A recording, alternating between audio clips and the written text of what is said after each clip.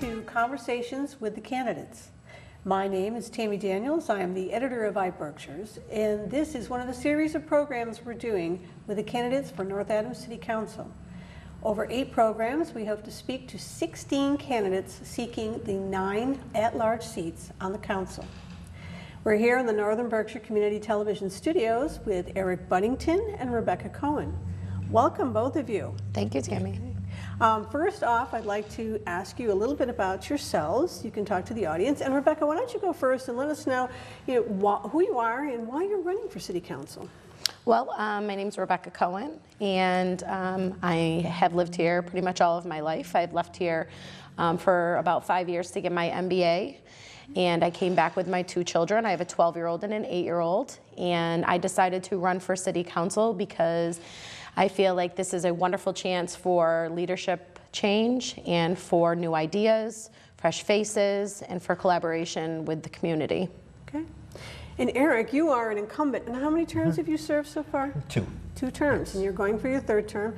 So why are you seeking to regain your seat on the council? After 4 years on the council, I'm realizing how much I still don't know. I mean, there's a lot of getting up to speed, even on new issues, and I feel now I'm better qualified than I was when I started on the council because we've been through a lot of issues. I think it would be fantastic if we, as a city, can do something to educate more local people about how government works so that when people run for council, they can start a little better warmed up than I was when I started. Yeah, there was a certain period of time where there were so many incumbents on the council who kept getting in. It was very difficult for new people to sort of make their way on there, and that about 3 elections ago that really started to change. So this election coming up, we're going to see one of the largest turnovers simply because there are a lot of people not running again. Mm-hmm. So Rebecca, what in particular do you hope to do on the council? What one thing do you think you can bring to this 9-member board? I think I can bring the young people back to the local government. I think I can create excitement again for young people to want to be active in the community and with policy changes. And I'm noticing that just through talking through different events that I'm going to, that people want to be engaged, and having somebody that shows them a path, whether it be on Facebook or different platforms that we haven't really thought about, changing the way that the city website works and allowing people to have that easy engagement is what I want to bring. I want to see more people at the council meetings.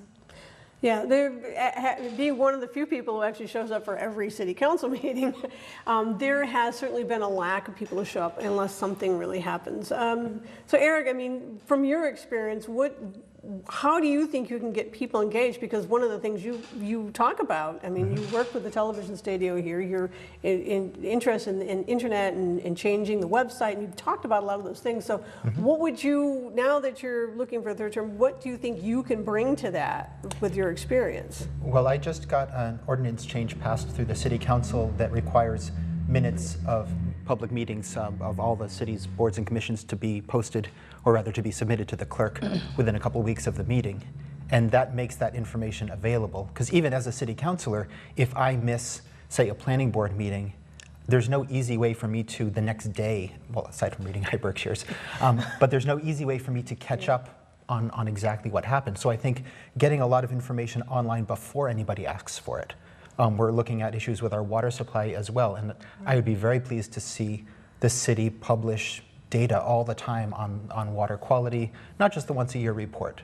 These things are hard to set up. I acknowledge that, and we have a very small staff at City Hall, but once they get set up, they keep working. And so better information flow to the public all the time before we need it is very important. So, and we talked a little bit about this before the cameras came on, that it is a weak council in a strong mayor form of government. So do you believe that you as council members could push to make some of these happen? I mean, because people come to the city council and they say, this isn't being done and that isn't being done, but in a lot of ways, the council can't really do anything other than be sort of advisory. Well, you're making, no, tell me, no. How do you think you can sort of push things through more? So one of the first things I got up to speed on the council was that council does three things: resolutions, orders, and ordinances. And resolutions are opinions, basically, that have no teeth. The ordinances are the law changes, but orders are the city council ordering anybody in the executive branch to do something. And we've never, in my 4 years on the council, we've never passed an order that wasn't the mayor requesting us to order him to do something, because for spending issues he has to. But we could do this. That's a way to more forcibly make change. And I've been reluctant to, because I have got to know a lot of the department heads, and I realize how tightly stretched they are, and I want to ask things that are reasonable. So I tend to be cautious there, but it is an untapped authority of the council.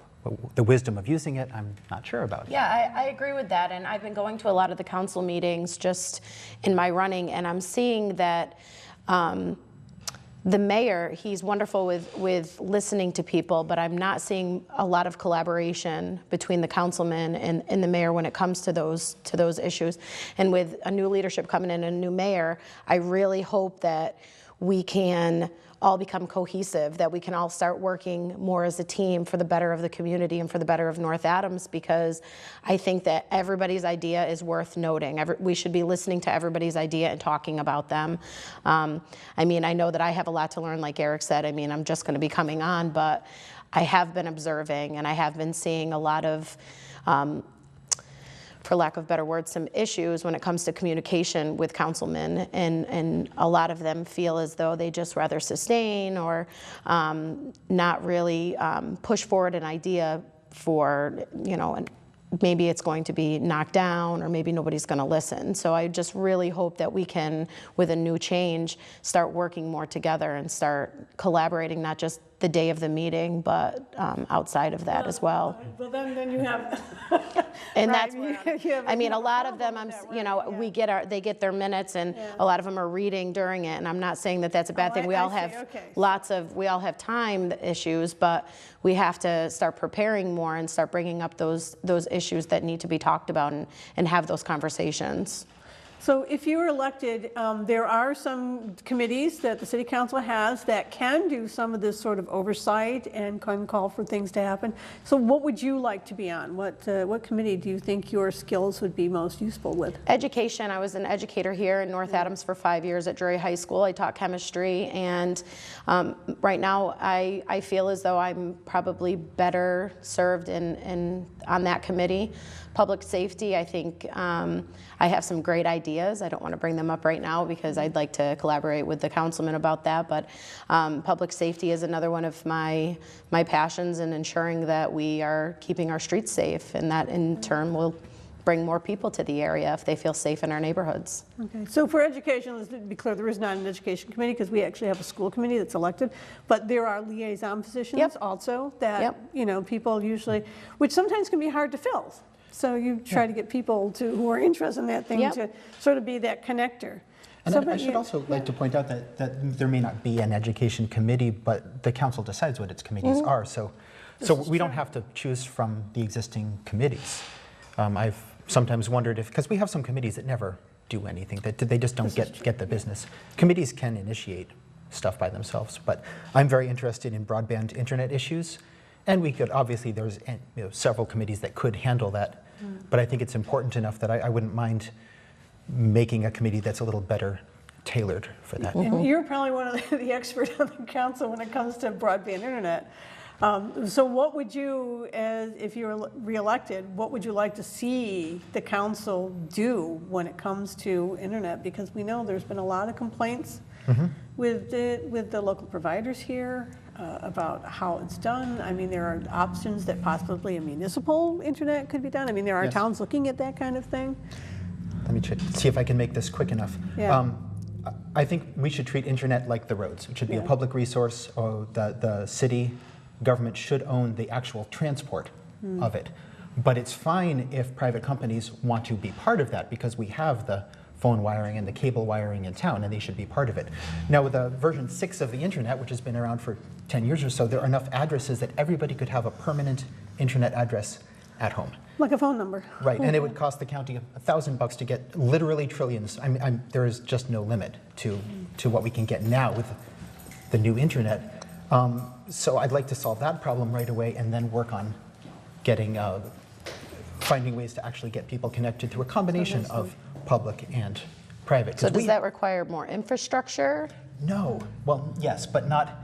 We have mass broadband fiber. I'm sorry, you'll have to stop me before I go on too long. But we have fiber optic all through town that we're not using yet. Okay. And that's a big political issue. There's no technical issue. It's just too expensive the way it's priced now. We should fix that. We should fix that. All right. So we know what you're interested in. How about you, Rebecca? What particular, let's say, what skills do you think you'd bring to the council? What are your interests? My interest is healthcare. My MBA is in healthcare administration, and obviously with the hospital closing and with me moving back here 3 years ago, there were some issues that I had there, and I see value in community clinics and advocacy for community involvement in healthcare, and I think that's going to be a great way for us to really ensure wellness in the community. So that's one of my platforms running, is I really want to work with area leaders in healthcare to make a safe space for us, and so that people feel safe when they're here, and that they can, have somewhere to go if they end up getting sick, or with the elderly population that's increasing, that we feel safe knowing that our elderly are here and they have somewhere to go if needed. The council had kind of kept a little bit back on that. Certainly there was a lot of concern when the hospital closed, and I think the council seemed to feel like there wasn't much they could do about it. It was hard to find leverage. Right, And also the mayor discouraged us, frankly, from taking action, and it turned into very much outside, the North County Cares Coalition was criticized for their ties to the nurses union. Right. The part of Massachusetts Nurses Union Association has certainly been a prime backer of North County Cares. Yeah. Although I'm comfortable separating the issues from the people making the arguments, because obviously healthcare is important. Is that a good campaign plan? It's very important. I think by us completely taking ourselves away from healthcare and leaving it up to other people doesn't fix the problem as well. I mean, there's a lot of issues that are on the table when it comes to healthcare, and we have to address them. So I know that we may not have a lot of leverage when it comes to some of the decision making, but we can discuss where we can fit in. I mean, there are ways for us to have our foot in healthcare and local government, and we have to bring that to the table. It has to come back. That's one of the biggest concerns that I'm seeing out there. People are scared. People are afraid that they're going to get sick and they're not going to be able to make it 30 minutes away to a hospital. So a lot of it is awareness, getting people aware that that fear that's there may not always be real fear, but let's talk about it. How can we help you with that? And where are the resources? Resources is a very big thing too that we need to start making more accessible to people, especially the older population. They don't know where to go for certain resources. So I think that the council can help with that, with having a database somewhere. And I know MBCC has really tried to make that a place more accessible to online, where you can just go one click instead of clicking 5 places to hit one place. I mean, it's a lot of education that we have to give people, and collaboration. Most people, even things that in institutions that have been here for years, people sometimes don't seem to understand they exist because they didn't need them before. I think that's it. So when you don't need something, you're not worried about where it is, and then suddenly when you need something,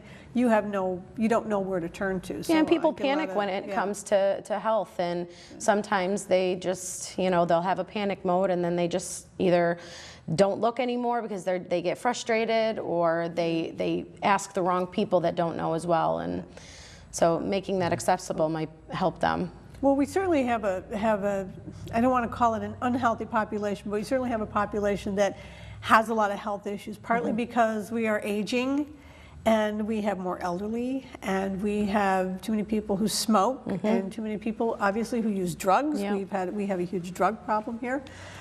So finding ways to make the city healthy is certainly helpful, but you need partners. I mean, do you see partners that the city could work with?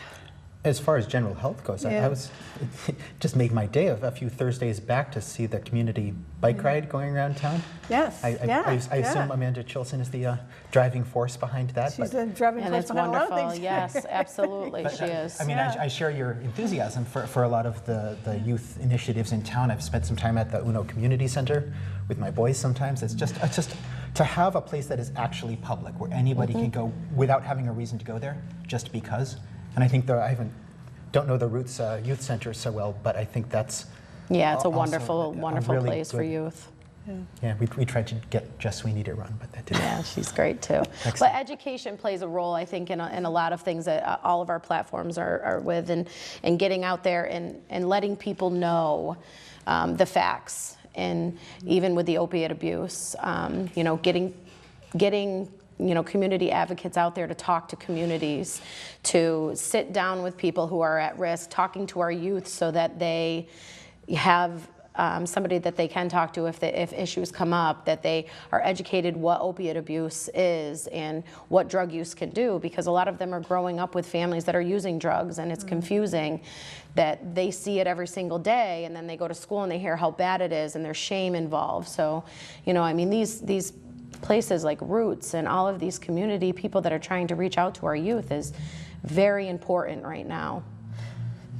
I'd like to say that this is one area where the council does not get the information we need.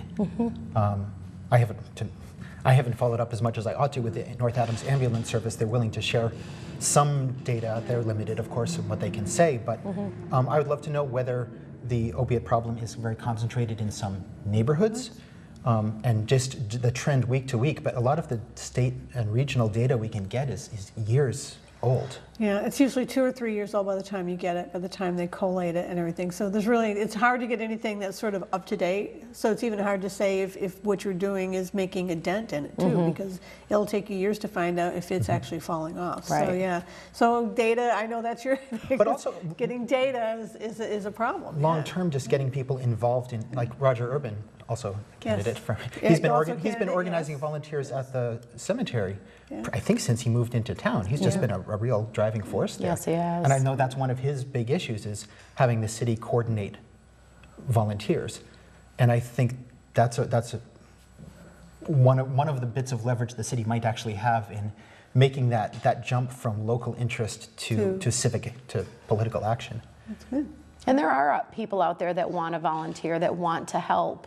And we need to, as a council, be out there more in the community, and we need to be a face. We need to stop just going to meetings. We have to go to the community events. I'm very active on Facebook. I know not everybody can be, but that's important for people. I've been posting the agenda to the city council meetings, and I've gotten a lot of great responses back. Thank you for letting me know what's going on in the meeting, because it's not always common knowledge, and it is very cumbersome on the website to get to the agenda. It is difficult. In fact, I was posting the agendas in the beginning until they started putting them online. Because Yeah, I and they're just started very posting them cumbersome. Because, And yeah. Pete White from Pittsfield first started doing that, and Yeah, I've he been does that a following a lot, lot of yeah. things that Pete has done, because Pete, as a city councilor in Pittsfield, is very well respected and very responsive to people online. And being somebody who loves to be online, I don't mind taking that part of the reins. It's important for me to let people know that I'm available on certain platforms, whether it be on Facebook, LinkedIn, wherever it could be. And I am out in the community, and I enjoy being out in the community. It's not a job for me. It's something that I want to do. So let's talk about some of the issues that have been, hampering the city. The water issue is just the latest. This is the second time we've gotten a notice about failed testing in the city. Do you have any concerns about how it's being run? The city took it over to run it after there had been a private company doing it to save money. So what are your concerns about what's been happening with the water system? Not that the water is unsafe. I think we had to be clear. It's not unsafe, but obviously there have been some problems. So, right, we have testing every year. I think it's Right. 2 or 3 dozen samples from taps in the city. And those did not show any increase in lead or copper over the time. Is this story in iBerkshires yet? I guess it will be by the time. By the time this airs, it will be.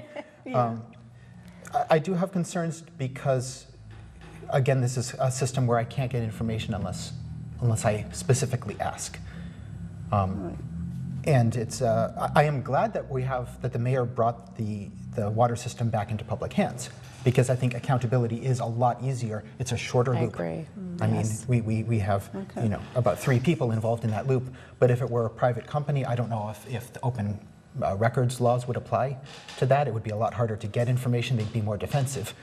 And so in this case, I think there's a problem, but I also think it's a problem that we can identify. And the mayor has done a lot of good work and also I would say Mike Canales, in getting procedures in place. I know like our cash accounting is a lot better. Just a lot of the fairly dull but very important tracking. We know how much money we don't have now as a city. And that may not sound like a big thing, but it really is. Yeah. And so I want just the same thing with the water system. And we also, as a side huge note, have to replace all of our water pipes over the next 20 or 30 years because they're slowly but surely failing. They're just old. Yeah, and one thing I want to add to that is the transparency with the testing. I mean, all of us got that letter in the mail, and people were up in arms. They didn't understand it. They thought our water was unsafe. They were boiling the water. Once again, it's getting the right message out there to minimize fear in the community. So yes, the letter was great. It had to go out. But the city is responsible to make sure that our citizens understand what that letter says. And it was a lot of jargon that even I, who has education about this stuff, had to look up some stuff. And I even thought, oh my goodness, are we drinking water that's gonna be unsafe for my kids, or my grandmother who has some issues with her immune system. So it's that miscommunication, and transparency is huge when it comes to minimizing fear. Okay. How about there hopefully that there will be a park grant coming? Would you support continuing the renovations down at Nofield and putting in the splash pad that they're talking about? I mean, that's a lot of money, and people have been complaining about using federal money that would go to anybody. We don't get it, somebody else is going to get it. But you think it's worthwhile to continue doing these renovations, recreational renovations? Yeah. Based on the number of skaters I saw at the skate park yesterday, yeah. I mean, that was my big concern, because in the early stages, it was hard getting local kids to turn out and help design the skate park. So I was a little worried that it wouldn't be used. Mackenzie Greer was behind that at the time, and I think Kate Merrigan had a big hand in that. And it seems to be very successful, and I saw a splash park for the first time out in Utah this past summer, and I think it would attract people and families. So yeah, I'd be in favor of that. Yeah, I mean, somebody who's raising children here, and the excitement I see on their face to go to the skate park, and I talk with my kids about plans that could be coming in, and I've noted that the splash park could come, and that's exciting for them. I was talking to people at the skate park that were from Springfield, that drove all the way up here. Wow. So we're seeing an influx of people from outside of the county. It's exciting to see people. There really are no safety issues. I know that there was that fear, once again, that there would be safety issues. I'm not seeing much of that. They're monitoring it pretty well, and people are respecting the skate park. So I think that the idea to add on to the complex is going to be really great for North Adams. Okay, and the one that everybody loves to talk about, taxes. You do? I hate talking about taxes. You hate talking about taxes, but the people who live here love to talk about taxes. Obviously, our tax rates continue to go up, because even when you level fund, and that's the thing that they say, when you level fund, you're taking a 2% cut, because you have to keep up with inflation and the way things cost. And budgets have been better over the last couple of cycles, but do you have concerns as we continue, it continues to move up? Are you concerned about how much time? We only have a few minutes left, so I think this will probably be a longer conversation than we wanted, but do you want to say something really quick about, any concerns with budgeting that you think the city should be looking at? My my only comment on that is I'm concerned with the taxes going up for the people that are already struggling here. I know that taxes inevitably are just going to go up. That's just part of it, like you said, with inflation and stuff, but I am concerned. There are citizens that are living paycheck to paycheck in this city, so we need to be cognizant of that. I don't think it's inevitable that taxes go up. Broadly speaking, I mean, obviously the dollar amount will come up, but Right. but as far as the actual burden on homeowners, the reason it's gone up so much has been the decrease in state aid. It hasn't been so much that things have changed locally. We have the same obligations we always did for education and infrastructure. So if state aid improves, that will make things much, much easier. And fortunately, with the recent minor improvements, we're not going to be the first town to hit our levy. Oh, which one is it? The ceiling, 2.5. right? It was levy ceiling. The absolute bit where we Yeah. can't tax anymore and just have to start turning off the lights. Right. I don't think we'll be the first to hit that, so I'm hoping the state will adjust. But frankly, yeah, I think it's great to apportion blame appropriately, but this is one case where I want the big picture spelled out of exactly which parts the city is responsible for. I often hear arguments about the standard waste, fraud, and abuse, and I've looked into some of those, and I have not found much of anything. Okay. But All right. again, new council members. That's will right, go and I have a about it lot to learn when it comes to that stuff, for sure. Okay. All right, really quick. I'm going to give you a minute apiece. I'm going to let Eric go first. Why should we vote for you for city council? Because I'm a computer geek and I have given copious time, I know how to get a lot more council information and city information online right away as it happens. Inspection reports, minutes from meetings, all of these things. Once the systems are set up, we can have a much better flow of information. I think it would be an interesting proposal to talk about opening up all city emails like Corvallis, Oregon does. I don't know if it's a good idea, but it's a fun one to talk about. Yeah. And how about you, Rebecca? I feel as though I'm a good candidate because I'm excited about running. I have a fresh energy. I can bring the young population back to local politics to bring more ideas, and I have an investment in this city. Okay, all right. Well, thank you very much for being with us. Good luck to both of you in your campaigns. Thank you very much. And this is Tammy Daniels. I'm signing off, and join us on our next program where we'll have 2 more candidates seeking for seats on the City Council. Thank you.